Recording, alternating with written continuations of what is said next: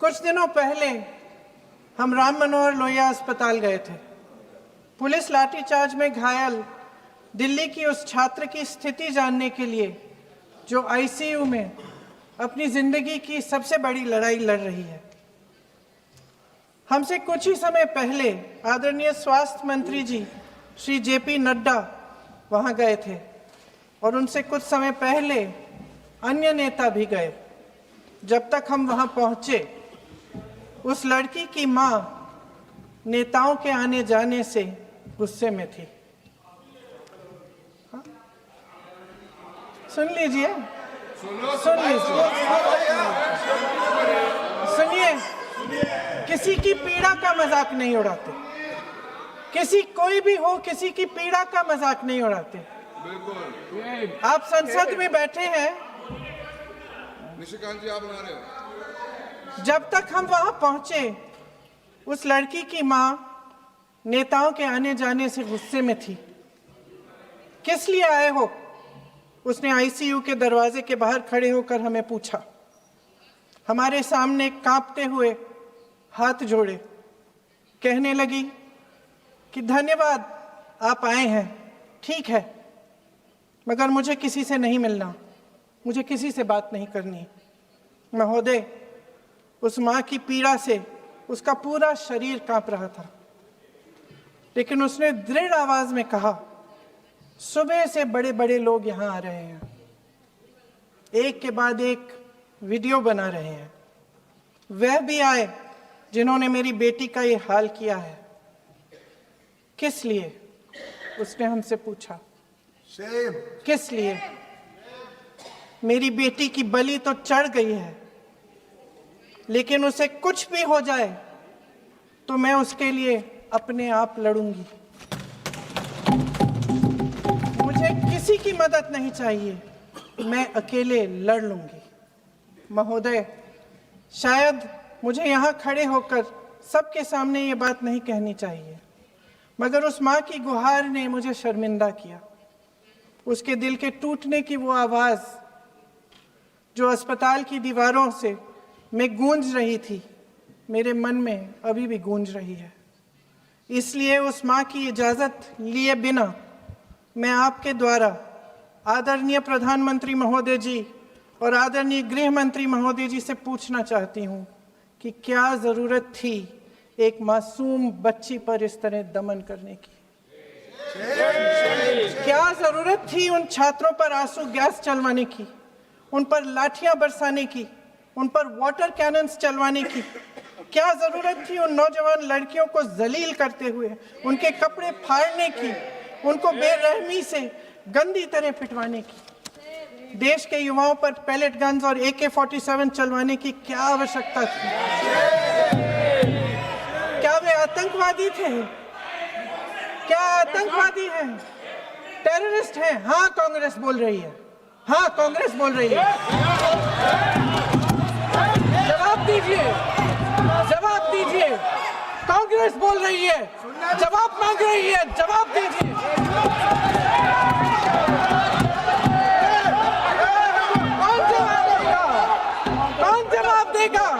गृह मंत्री जी जवाब देंगे।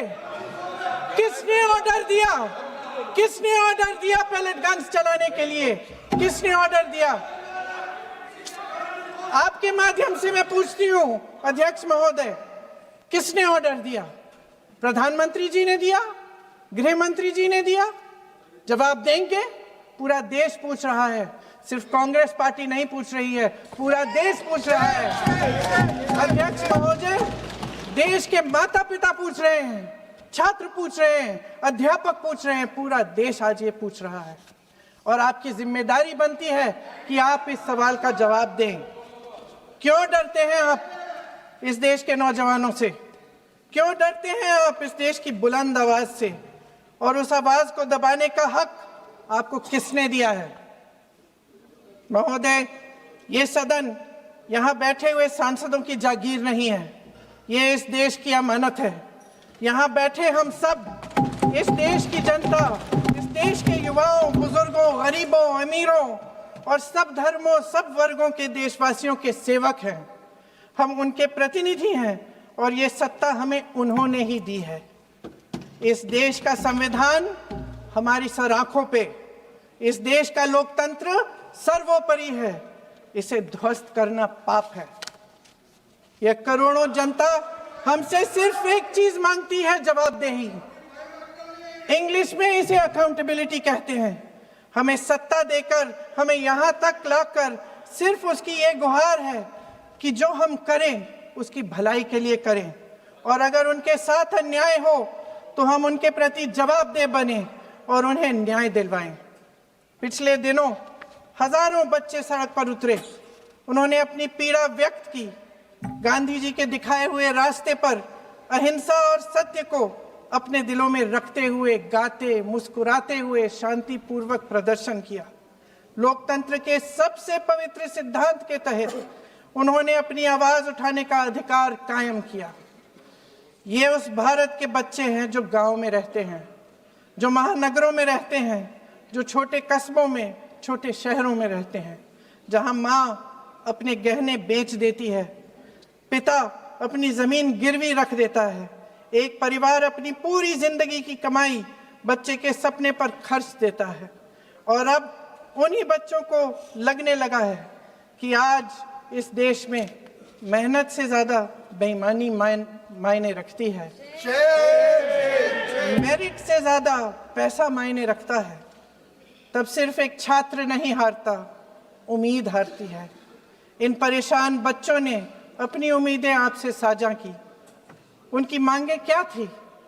कि पेपर लीक करके उनके साथ जो बार बार अन्याय किया जा रहा है उस पर कार्रवाई की जाए, कि जो सिस्टम उनके भविष्य को कुचल रहा है उसे सुधारा जाए, कि जो माफिया उन्हें घेरे हुए है उसे हटाया जाए, कि जिस मंत्री के कार्यकाल में यह सब हुआ वह इस्तीफा दे, कि उन पर बर्बरता करने वालों पर कार्रवाई की जाए और उसके लिए माफी मांगी जाए। बस यही उनकी मांग थी ना, कि जो शिक्षा और स्वतंत्र अभिव्यक्ति का अधिकार उन्हें संविधान ने दिया है उसे कायम रखा जाए। महोदय, हमारे एजुकेशन सिस्टम में कुछ समय से बहुत खामियां भर चुकी हैं। बच्चों पे जो प्रेशर डाला जाता है उसकी वजह से सैकड़ों बच्चों ने आत्महत्या कर डाली है। उससे भी ज्यादा बच्चे डिप्रेशन में डूब रहे हैं। परिवारों पर बच्चों को पढ़ाने लिखाने के लिए घूस, capitation fees, tuition fees, coaching fees आदि के घिनौने दबाव हैं। लोन लेने पड़ते हैं, सामान बेचना पड़ता है, और उसके बावजूद कोई गारंटी नहीं कि उनके बच्चों के भविष्य मजबूत बन पाएंगे, क्योंकि बेरोजगारी चरम पे है।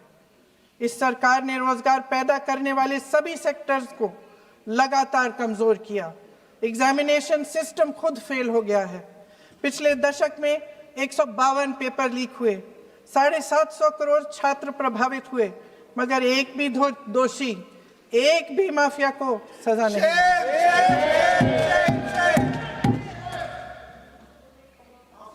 हमारे एजुकेशन में आरएसएस के प्रचारकों को भर भर कर उसे खोखला बना दिया है। जबरदस्ती एनटीए बनवाकर सिस्टम का केंद्रीकरण करके उसे और भी उलझा दिया। देश के कुल बजट में, हाँ जी जबरदस्ती, आपने अभी अभी सुना तमिलनाडु के हमारे साथी क्या कह रहे थे। देश के कुल बजट में एजुकेशन बजट की हिस्सेदारी हर साल बढ़ाने की बजाय घटती जा रही है। 1.4 लाख करोड़ रुपया का पूरा बजट एजुकेशन बजट है, और 1.32 लाख करोड़ सिर्फ नीट देने वाले 22 लाख बच्चों के परिवारों से हर साल खींचा जाता है। एक और शर्मनाक आंकड़ा भी है। 1.4 लाख करोड़ रुपया हमारा पूरा एजुकेशन बजट, और 16 लाख करोड़ रुपए जो मौजूदा सरकार ने बड़े उद्योगपतियों के लोन माफ किए हैं। सोचिए कि इस सरकार की प्राथमिकताएं क्या है। सच ये है अध्यक्ष महोदय कि जिस तरह अस्पताल में उस छात्रा की मां का विश्वास पूरे सिस्टम से हट गया है, उसी तरह देश के युवाओं का भरोसा इस पूरे सिस्टम से टूट चुका है। और जब इस तरह देश के भविष्य, हमारे युवा निराश होकर सरकार और सिस्टम से अपना भरोसा हटा देते हैं, तो उस भरोसे को फिर से बनाने के लिए सिस्टम के अंदर से जवाब नहीं ढूंढा जा सकता, उसके दायरे से बाहर निकलना पड़ता है, नए सिरे से ठोस प्रयास करने पड़ते हैं। अफसोस की बात यह है अध्यक्ष महोदय कि इतना हो जाने के बाद भी आदरणीय प्रधानमंत्री महोदय जी और उनके साथी इस सच्चाई को समझ नहीं पा रहे हैं। वे अभी भी ये सोच रहे हैं कि पीआर, नैरेटिव चेंज और पालतू मीडिया के सहारे एक बार फिर उनकी नैया पार हो जाएगी। परसों शिक्षा मंत्री जी ने शर्मनाक परिस्थितियों में अपना इस्तीफा दिया और कल यहीं मकरद्वार पर मेरे सत्ता पक्ष के सांसदों ने जिंदाबाद के नारे चिल्लाते हुए उनका संसद में ऐसे स्वागत किया जैसे मानो कोई सुपरस्टार पहुंच गए हैं। विडंबना देखिए महोदय, जब भूतपूर्व शिक्षा मंत्री को मुकुट पहनाया जा रहा था, स्वागत हो रहा था उनका, तब महाराष्ट्र में एक परिवार पेपर लीक पीड़ित अपनी बेटी की आत्महत्या का शोक मना रहा था। आपकी सरकार ने देश के करोड़ों छात्रों को क्या संदेश दिया? आपको किस बात का गौरव है, किस बात का अभिमान है? ये कौन सा अहंकार है? जहां आंखों में शर्म होनी चाहिए, वहां बेशर्मी और स्वागत के नगाड़े बजाए रह रहे हैं। एक तरफ मातम है, दुख है, यहां आप फूल माला डाल रहे हैं। कोई आप पर कैसे यकीन करे? प्रधानमंत्री महोदय जी ने नया शिक्षा मंत्री चुना, एक ऐसे व्यक्ति को इस पद पर आसीन किया जिसने एक गर्भवती महिला के बलात्कारियों की रिहाई पर अपनी सहमति व्यक्त की, खुशी जताई। देश की करोड़ों लड़कियों को प्रधानमंत्री जी ने इससे क्या संदेश दिया? सर, अखबारों में है, अखबार में नहीं। मेरा कुछ भी बोल के चले जाते हैं क्या? अरे ये तो कैसा क्या है इनके पास? ऐसा ही कोई आरोप लगा दीजिएगा, कोई नियम कानून नहीं है।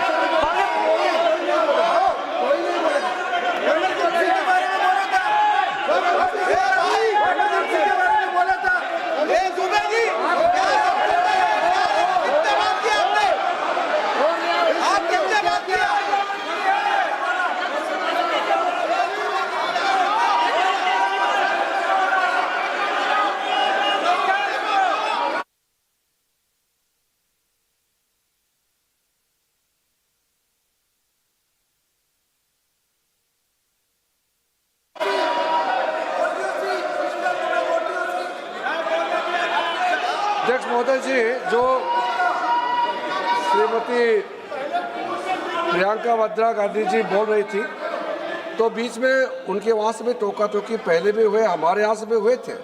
अभी हम लोग तो शांति से सुन रहे हैं, लेकिन जो अभी अभी हमारे वर्तमान नए शिक्षा मंत्री को जो उन्होंने टिप्पणी की, कैरेक्टर असैसिनेशन है एक तरीके से संसद में, और इस तरीके के भाषा हम उम्मीद नहीं करते हैं।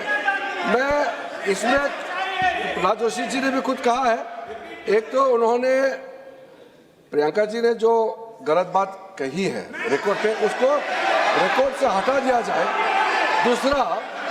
दूसरा इस तरह का भाषा का इस्तेमाल ना करें।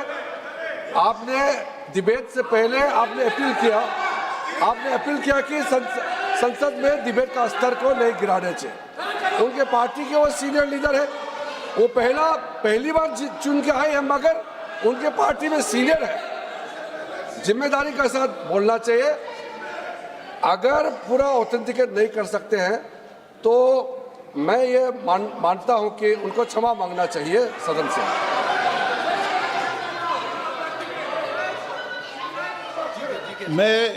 मेरा मत ये सदन के अंदर, ये सदन सर्वोच्च लोकतांत्रिक संस्था का सदन है। इसका एक एक शब्द हमेशा रिकॉर्ड में रहता है। मैं माननीय सदस्य से आग्रह करूंगा कि बिना तथ्यों के हमें इस तरीके के सदन के पटल पर बात नहीं होनी चाहिए।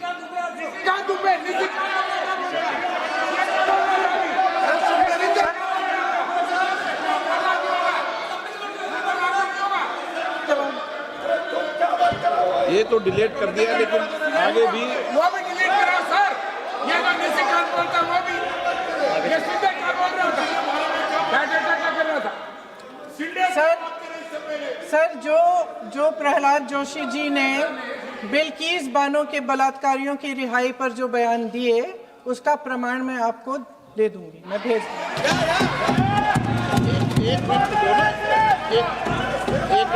मैं ऑथेंटिकेट कर लूंगी।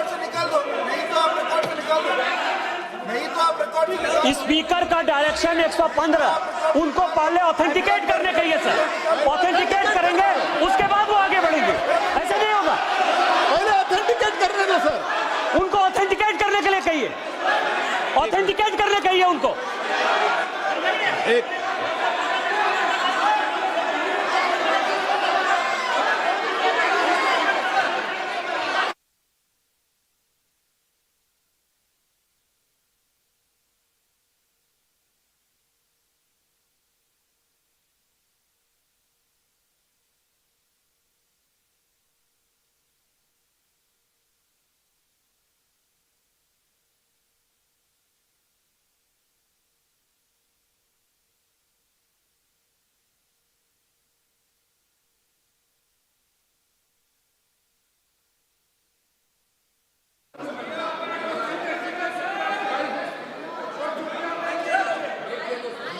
आप उनको बोलने तो आप मत करो डिस्टर्ब। मैं एक विषय बता दूं, एक मिनट बताऊं। नियम 353 के अंदर फिर मैं एक बार स्पष्ट कर दूं, किसी भी सदस्य द्वारा किसी भी व्यक्ति के विरुद्ध मानहानि या अभियोगात्मक प्रकृति का कोई आरोप नहीं लगाया जाएगा जब तक कि सदस्य ने अध्यक्ष और संबंधित मंत्री को पर्याप्त अग्रिम सूचना नहीं दे दी हो। यह व्यवस्था है।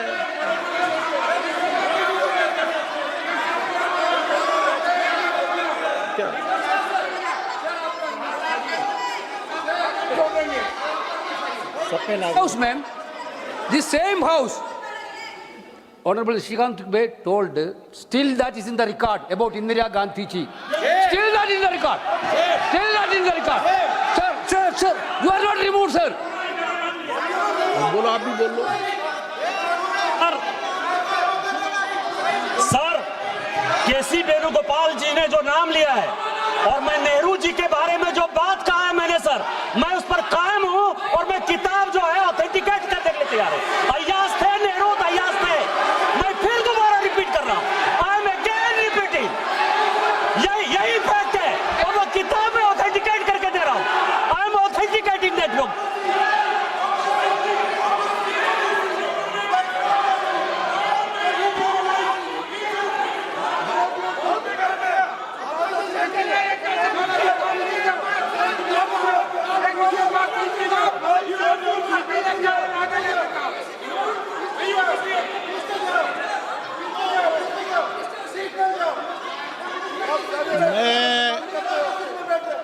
मैं जब आसन पर होता हूं, जो मैं व्यवस्था देता हूं, चाहे सत्ता पक्ष हो या प्रतिपक्ष हो, मैं समान व्यवस्था देता हूं।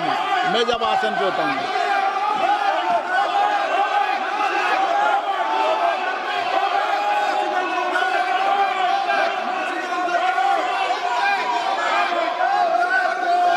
प्लीज बोलने दो। आप उनको बोलने दें, उनको बोलने दें। नो, अरे आप उनको नहीं बोलने देना चाहते? चलिए 114 प्लीज चाहिए। सर प्रियंका जी को ऑथेंटिकेट करना चाहिए और जो मिस इन्फॉर्मेशन कर रहे हैं, नहीं तो मिस इन्फॉर्मेशन के लिए कार्रवाई करना चाहिए सर। ये क्या कुछ भी बोल के चल सकता है क्या?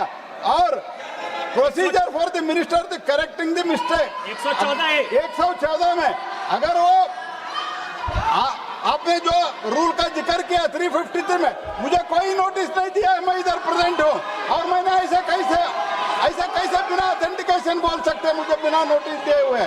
इसलिए मैं इसको खंडन करता हूँ और उसको एक्सपेल करना चाहिए और उनको माफी मांगना चाहिए।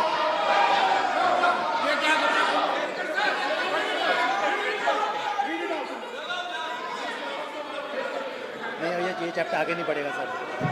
बिल पे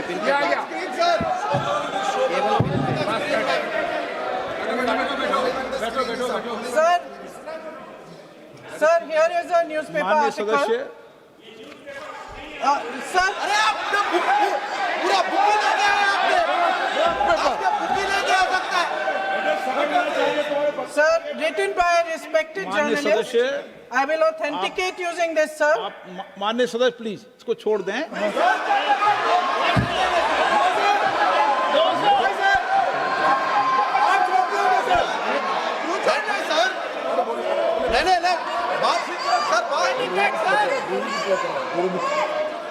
सर आकाश जोशी जी अपने बयान का इस खंडन कर विधेयक रहे पर ही हैं क्या? चर्चा होगी। आप इस बयान का खंडन कर रहे हैं क्या नहीं, जोशी जी माननीय से पूछेगा। सदस्य, मैं आपसे फिर आग्रह कर रहा हूं, इस सदन में इस विधेयक पर ही चर्चा होगी। फिर भी नो, पंडित लालू को क्या ये विधेयक का विषय नहीं है। आप नो, आप बोलो तो विधेयक पे बोलो, ये मेरी अपेक्षा आपसे। प्लीज सर, कभी- छोड़िए, ये रख दो। इस विषय को छोड़िए।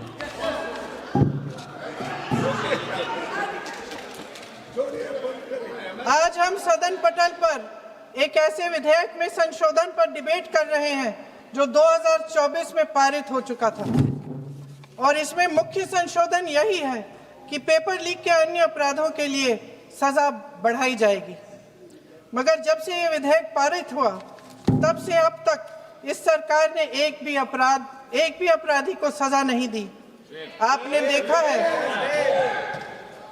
आपने देखा है कि कल और परसों से फेस रिकॉग्निशन द्वारा प्रदर्शन करने वाले बच्चों के नाम और पते सार्वजनिक किए जा रहे हैं, मगर यही काम पेपर लीक करने वाले अपराधियों के लिए अभी तक नहीं किया गया। ना इस विधेयक में पेपर लीक रोकने के कोई ठोस कदम है। इससे देश के युवाओं का भरोसा कैसे बनेगा? अध्यक्ष महोदय, आदरणीय प्रधानमंत्री महोदय जी को आपके माध्यम से मैं कहना चाहती हूं कि शायद उन्हें अपने सलाहकार बदलने चाहिए। वे असलियत से एकदम टूट चुके हैं। नई कमेटियां बनाने से काम नहीं चलेगा। उनका अध्यक्ष चाहे कोई भी हो। राधा कृष्ण कमेटी भी व्यवस्था में सुधार लाने के लिए बनी थी। आज तक उसकी एक सिफारिश लागू नहीं हुई है और इस नई कमेटी में तो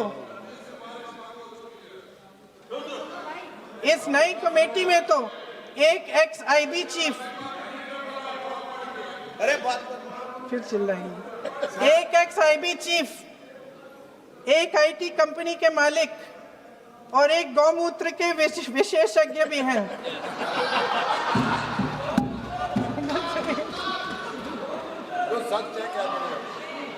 इन्हें शिक्षा के बारे में क्या पता जी? सर सच है। आप आज मेरे से नाराज हो रहे हैं, पर मुस्कुरा लीजिए। उनको आपने भी चुनाव लड़ा।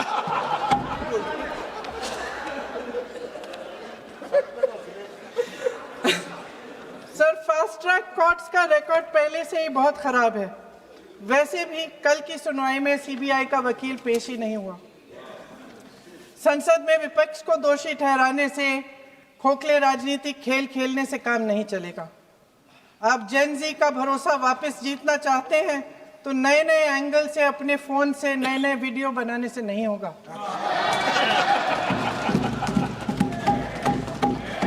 प्रधानमंत्री जी को कैमरे का एंगल नहीं, दिल का एंगल बदलना पड़ेगा।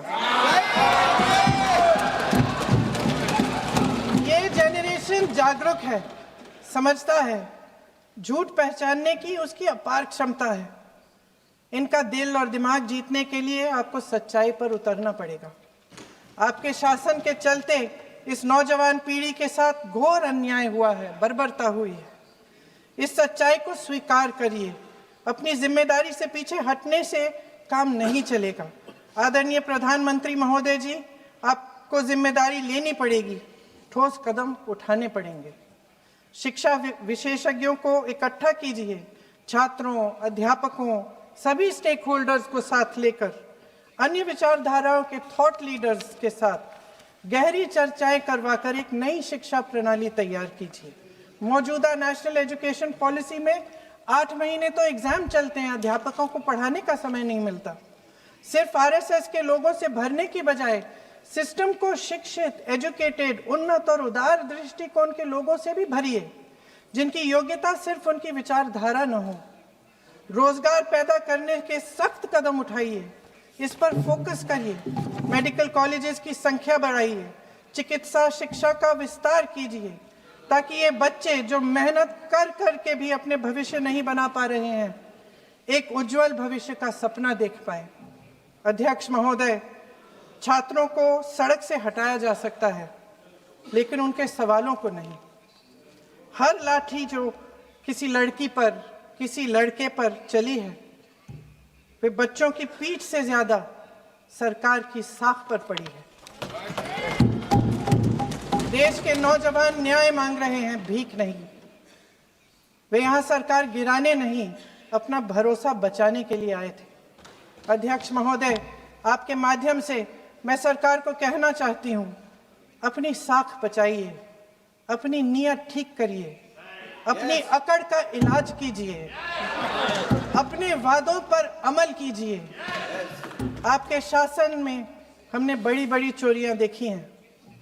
चुनाव में वोटों की चोरी, राम मंदिर में चंदा की चोरी, आपके उद्योगपति मित्रों द्वारा देश की संपत्ति की चोरी, किसानों की जमीन की चोरी, लेकिन सबसे बड़ी चोरी, हाँ ठीक है, सबसे बड़ी चोरी तब हुई। कहिए, बोलिए।